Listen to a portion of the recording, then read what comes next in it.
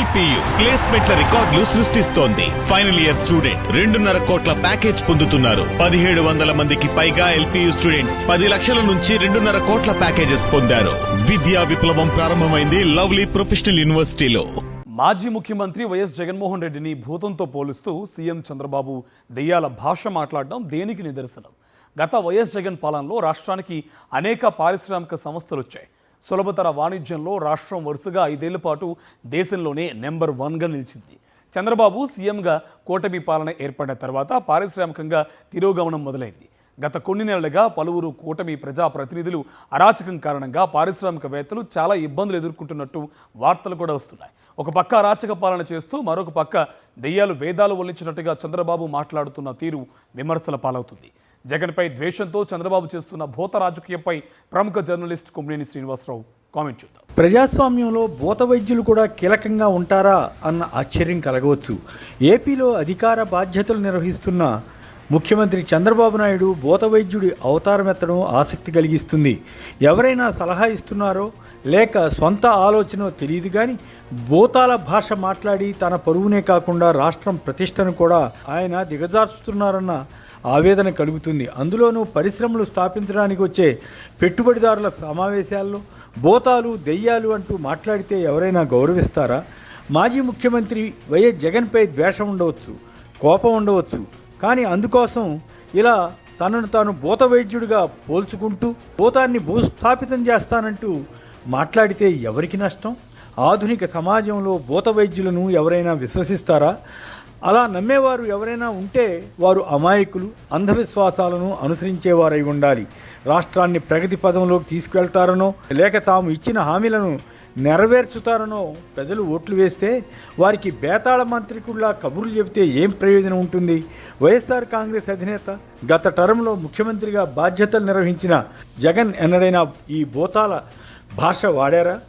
ఆయన టైంలో పెద్ద పెద్ద పారిశ్రామికవేత్తలు రిలయన్స్ అంబానీ, అదానీ, జిందాల్, ఆదిత్య బిర్లా వంటి ప్రముఖులు విశాఖలో ఏర్పాటు చేసిన సదస్సులో పాల్గొని ఏపీ గురించి ఎంత గొప్పగా మాట్లాడారు. జగన్ దార్శనికతను ఎలా మెచ్చుకున్నారు?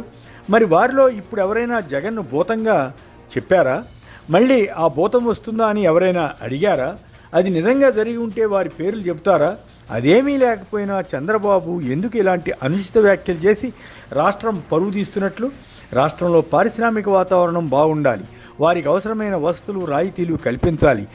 జగన్ ఏమని చెప్పేవారు? పారిశ్రామికవేత్తలు ఎవరైనా సరే ఒక్క ఫోన్ కాల్ చేస్తే చాలు వెంటనే స్పందించి వారి సమస్యలను పరిష్కరిస్తామని అనేవారే. అంతే తప్ప అప్పట్లో ప్రతిపక్ష నేతగా ఉన్న చంద్రబాబును అలాంటి సమావేశాల్లో కానీ ఇతరత్రా పెట్టుబడిదారులతో భేటీ అయినప్పుడు కానీ జగన్ ఒక్క మాట అయినా అన్నట్లు ఉండేవారా?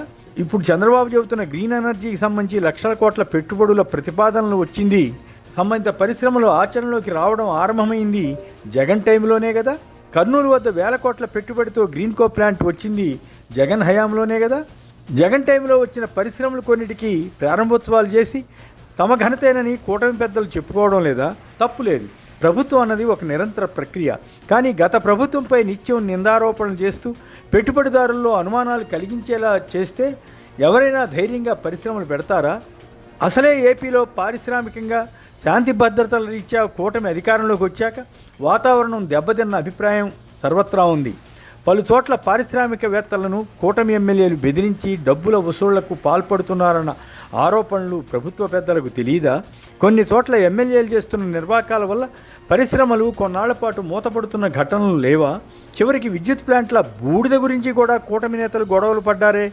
అంతెందుకు, ఒక మాజీ ఎమ్మెల్యే తన ప్రాంతమైన తాడిపత్రిలో ఇంటికి వెళ్ళడానికి ప్రయత్నిస్తే టీడీపీ నేత ఒత్తిడితో పోలీసులు ఆయన బలవంతంగా అనంతపురం తరలించారే. ఇది మంచి వాతావరణమా? ప్రభుత్వం చేస్తున్న పనులు పారిశ్రామికవేత్తలకు తెలియకుండా ఉంటాయా? ఏదో ఒక సాకుతో సాక్షి మీడియా సంస్థలపై ఏపీ వ్యాప్తంగా దాడులు చేయిస్తే దాడులకు తెగబడిన మూకలపై సరైన చర్య తీసుకోకపోతే శాంతి భద్రతలు ఉన్నట్లా లేనట్లా? ఈ వార్తలు దేశవ్యాప్తంగా ప్రజలకు తెలియవా? పారిశ్రామికవేత్తలు గమనించరా? ఒక పారిశ్రామికవేత్తను సైతం కేసులో ఇబ్బంది పెట్టడానికి ప్రయత్నించగా ఆయన ఏపీలో కాకుండా మహారాష్ట్రలో 3 లక్షల కోట్ల రూపాయలు విలువైన పెట్టుబడులు పెట్టడానికి ప్రతిపాదించింది వాస్తవం కాదా? ఇచ్చిన హామీలు నెరవేర్చకపోవడం, అంతేకాక అందరినీ బెదిరించే విధంగా వ్యవహరిస్తుండడంతో ప్రజల్లో ఏర్పడిన వ్యతిరేకత రీత్యా జగన్ ఇప్పుడు ఎక్కడికి వెళ్ళినా ప్రజల్లో విపరీతమైన ఆదరణ వస్తుండటంతో దాన్ని ఓర్చుకోలేక భూతం అనో ఇంకోటనో అంటే ప్రజలకి అర్థం కాదా? ప్రజలకు వాస్తవాలు తెలియదా? జగన్ టైంలో పరిశ్రమలు రాకుండా అడ్డుకోవడానికి టీడీపీ మీడియా చేయని ప్రయత్నం ఉందా? అదానికి భూమి కేటాయిస్తే మొత్తం రాష్ట్రాన్ని అదానికి రాసిచ్చేస్తున్నారంటూ టీడీపీ మీడియా ప్రచారం చేసిందే. ఇన్ని ఉదాహరణలు ఎదురుగా పెట్టుకుని జగన్ టైంలో విధ్వంసం జరిగిందని, భూతమని, మరొకటని డైలాగులు చెప్తే పారిశ్రామికవేత్తలు అంత అమాయకులా నమ్మడానికి? బహుశా ప్రజలు ఎన్నికల సమయంలో భూత వైద్యులను నమ్మి ఉండవచ్చు. వారు ఇష్టారీతన చేసిన వాగ్దానాలకు ఆకర్షితులై ఉండవచ్చు. అల్లావుద్దీన్ అద్భుత దీపం అనుకుని ఓట్లు వేసి ఉండవచ్చు, లేదా ఈవీఎంల మహిమైనా కావచ్చు. కూటమి అధికారంలోకి వచ్చాక కానీ వారికి భూత వైద్యులను నమ్మడం వల్ల లాభం లేదని తెలిసి ఉండవచ్చు.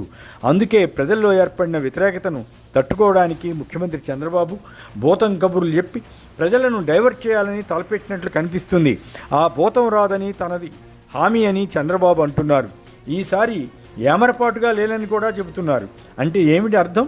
ప్రజాస్వామ్యబద్ధంగా ఎన్నికలు జరుగుతాయా లేదా అన్న అనుమానం కలిగేలా ఆయన వ్యాఖ్యలు ఉన్నట్లు అనిపించదా? భూత వైద్యులను విశ్వసిస్తే ఉన్న వ్యాధులు పోకపోగా కొత్త రోగాలు వచ్చే ప్రమాదం ఉంటుంది. ప్రస్తుతం ఏపీలో భూత వైద్యుల పాలనలో అదే పరిస్థితి ఏర్పడుతోందా?